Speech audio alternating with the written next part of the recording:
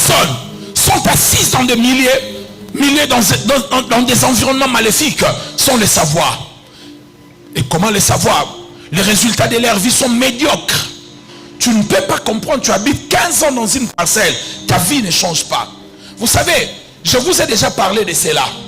C'était un aveu que je vous ai parlé. Faites attention avec des terres. Vous savez, lorsque nous sommes venus ici à l'église, on a eu des problèmes avec ma femme. On a toujours eu, tous les couples ont des problèmes. Je ne partage pas cette histoire des gens qui disent Tobalana 30 ans, tu sois raté. Peut-être c'est vrai, mais je n'y crois pas trop. Là où deux personnes, même les gens de la même famille, du même sang, papa, maman, se disputent. Comment vous n'allez pas vous disputer? Même moi, ça Amen. Vous aurez toujours des problèmes. Ton couple a des problèmes. Si ce n'est pas, vous pouvez vous disputer parce qu'elle aime dormir sans la lumière, toi avec la lumière. Ça peut arriver. On avait nos problèmes de couple comme le problème de tous les couples. Amen. Oh, quelqu'un me dit, oh pasteur, bino peut vous avoir problème, tous ont un problème. Bon, amen. Quelqu'un m'a donné son amen bien. Mais écoutez, quand nous sommes venus ici à Ngiringiri, l'église a commencé 2 fois. On a failli divorcer avec ma femme, 2 fois. On a pris des décisions, on était en accord de se séparer et de voir comment on va faire avec les enfants. Ça, c'est quelque chose que les gens n'ont jamais su. Comment on va faire pour les enfants? Mais quand je commençais à prier, Dieu m'a révélé quelque chose que beaucoup de gens ne le savent pas. La plupart des grandes églises en Ngiringiri, elles se brisent par soit le pasteur commence à vivre dans le péché sexuel avec le fidèle de l'église, soit le pasteur va divorcer. Et quand j'ai commencé à regarder les grandes églises dans cette commune, j'ai compris que ce n'est pas la bataille de mon couple, mais c'est la bataille de la terre. La terre où tu es venu, c'est comme ça qu'on détruit les gens. Beaucoup de gens ne le savent pas. Tu peux entrer dans une maison très amoureux ou amoureuse avec ton partenaire. Vous entrez dans cette parcelle-là, vous divorcez. Pourquoi? Parce que dans cette parcelle-là, le mariage ne tient pas.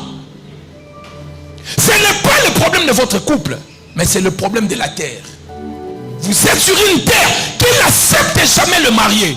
Et dans cette parcelle-là, tu trouveras 6 filles célibataires qui louent dans cette parcelle-là, qui changent des hommes. On va aussi frapper ton mari pour que tu restes comme tel. Ne jouez pas avec la bataille de la terre. Regardez, certaines parcelles où tu entres, il faut que tu tombes malade. Je parlerai de cela dans l'avenir. Nous, on a habité dans une parcelle.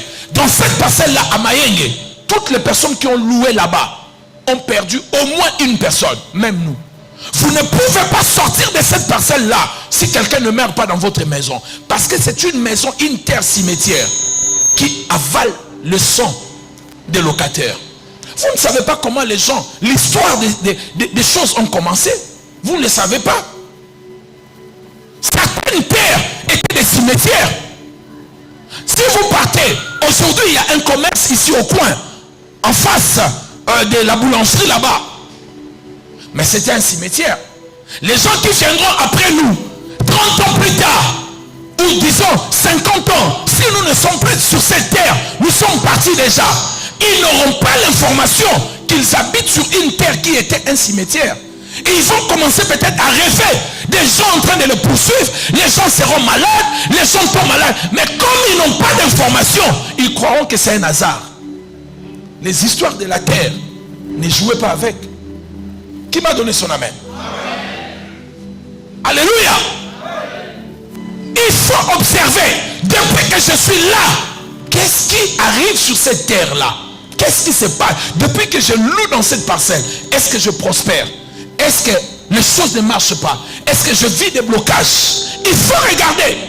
Si tu regardes, tu comprendras que la terre, l'environnement où tu es, c'est un environnement maléfique. Il y a un problème. Pendant ces 3 semaines, vous allez comprendre beaucoup de réalités. Vous allez voir que certaines sécheresses sont arrivées dans votre vie parce que tu as déménagé. Toi-même, tu dis, ah, quand j'ai loué là-bas en Ngiringiri, c'était bien. Mais depuis que je suis ici, les voitures tombent en panne, rien ne marche. Parce que la terre, elle n'est pas bonne. Mais la terre, on peut la travailler. Quelqu'un m'a donné son amen. Je n'ai pas entendu ton amen. Et je disais, plusieurs personnes sont assises dans des milieux ou des environnements maléfiques sans le savoir. Les résultats de leur vie sont médiocres. Impossible de mercer. Les résultats de leur vie sont décourageants. La vie devient épuisante. Des résultats de la honte et d'humiliation. Ces gens ne savent pas que c'est un problème de la terre où ils sont posés. Ils ne le savent pas. Alléluia. Une église a envoyé des missionnaires dans un pays. Le premier qui arrive, il divorce. Le deuxième pasteur arrive, il divorce. Le troisième, il divorce. Le quatrième, il devient un prêtre féticheur. C'était des frères qui ont étudié la théologie. L'église a regardé. Non, le frère Jérémie, il a bien étudié. On le consacre.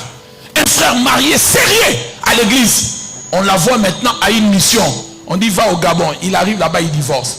Le deuxième pasteur va le remplacer pareil. Troisième pareil. Quatrième, lui-même, il est devenu féticheur.